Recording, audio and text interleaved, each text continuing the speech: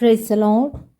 ഇയ്യോബിൻ്റെ പുസ്തകം 33-ാം അധ്യായം 1 മുതൽ 33 വരെയുള്ള തിരുവചനങ്ങൾ.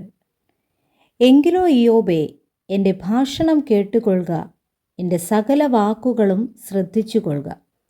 ഇതാ ഞാനിപ്പോൾ എൻ്റെ വായ് തുറക്കുന്നു, എൻ്റെ വായിൽ എൻ്റെ നാവ് സംസാരിക്കുന്നു. എൻ്റെ വചനങ്ങൾ എൻ്റെ ഉള്ളിലെ നേർ ഉച്ചരിക്കും. എൻ്റെ അധരങ്ങൾ അറിയുന്നത് അവ പരമാർത്ഥമായി പ്രസ്താവിക്കും. ദൈവത്തിൻ്റെ ആത്മാവ് എന്നെ സൃഷ്ടിച്ചു. സർവശക്തൻ്റെ ശ്വാസം എനിക്ക് ജീവനെ തരുന്നു. നിനക്ക് കഴിയുമെങ്കിൽ എന്നോട് പ്രതിവാദിക്ക, സന്നദ്ധനായി എൻ്റെ മുമ്പാകെ നിന്നുകൊള്ളുക. ഇതാ നിന്നെപ്പോലെ ഞാനും ദൈവത്തിനുള്ളവൻ, എന്നെയും മണ്ണുകൊണ്ട് നിർമ്മിച്ചിരിക്കുന്നു.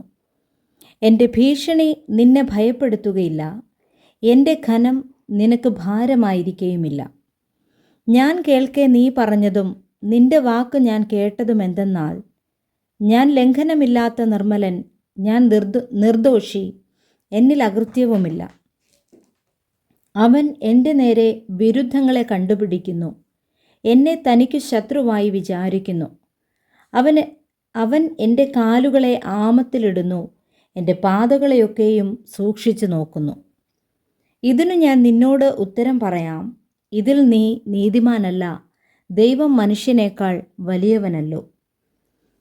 നീ അവനോട് എന്തിനു വാദിക്കുന്നു? തൻ്റെ കാര്യങ്ങളിലൊന്നിനും അവൻ കാരണം പറയുന്നില്ലല്ലോ.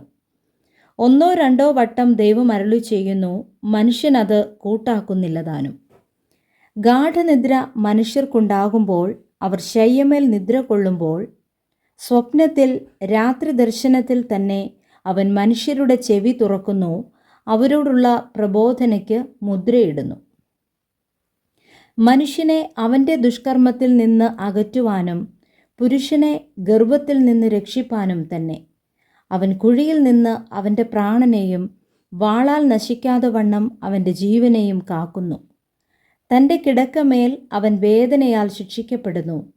അവൻ്റെ അസ്ഥികളിൽ ഇടവിടാതെ പോരാട്ടമുണ്ട്. അതുകൊണ്ട് അവൻ്റെ ജീവൻ അപ്പവും അവൻ്റെ പ്രാണൻ സ്വാദുഭോജനവും വെറുക്കുന്നു. അവൻ്റെ മാംസം ക്ഷയിച്ച് കാൺമാനില്ലാതെയായിരിക്കുന്നു.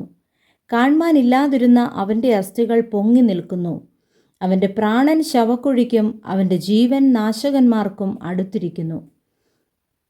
മനുഷ്യനോട് അവൻ്റെ ധർമ്മം അറിയിക്കേണ്ടതിന് 1000-ൽ മധ്യസ്ഥനായൊരു ദൂതൻ അവനുവേണ്ടി ഉണ്ടെന്നു വരികിൽ, അവൻ അവങ്കൽ കൃപ വിചാരിച്ചു, കുഴിയിലിറങ്ങാതെ വണ്ണം ഇവനെ രക്ഷിക്കണമേ, ഞാനൊരു മറുവില കണ്ടിരിക്കുന്നു എന്ന് പറയും.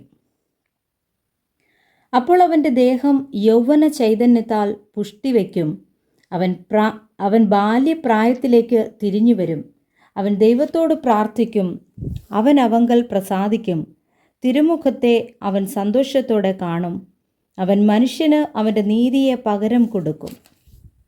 അവൻ മനുഷ്യരുടെ മുമ്പിൽ പാടി പറയുന്നത്, ഞാൻ പാപം ചെയ്ത് നേരായുള്ളത് മറിച്ചു കളഞ്ഞു, അതിനെ എന്നോട് പകരം ചെയ്തിട്ടില്ല. അവൻ എൻ്റെ പ്രാണനെ കുഴിയിലിറങ്ങാതെ വണ്ണം രക്ഷിച്ചു, എൻ്റെ ജീവൻ പ്രകാശത്തെ കണ്ട് സന്തോഷിക്കുന്നു. ഇതാ ദൈവം 2-3 പ്രാവശ്യം ഇവയൊക്കെയും മനുഷ്യനോട് ചെയ്യുന്നു. അവൻ്റെ പ്രാണനെ കുഴിയിൽ നിന്നു കരയേറ്റേണ്ടതിനും ജീവൻ്റെ പ്രകാശം കൊണ്ട് അവനെ പ്രകാശിപ്പിക്കേണ്ടതിനും തന്നെ. ഇയ്യോബേ, ശ്രദ്ധ വച്ചു കേൾക്ക, മിണ്ടാതെ ഇരിക്ക, ഞാൻ സംസാരിക്കാം. നിനക്കുത്തരം പറവാനുണ്ടെങ്കിൽ പറക, സംസാരിക്ക, നിന്നെ നീതീകരിപ്പാനാകുന്നു എൻ്റെ താൽപ്പര്യം. ഇല്ലെന്നു വരികിൽ നീ എൻ്റെ വാക്കു കേൾക്ക, മിണ്ടാതിരിക്ക, ഞാൻ നിനക്ക് ജ്ഞാനം ഉപദേശിച്ചു തരാം. Praise the Lord. വായിച്ച വേദഭാഗങ്ങളാൽ കർത്താവ് നമ്മെ സമൃദ്ധമായി അനുഗ്രഹിക്കുമാറാകട്ടെ. ആമേൻ.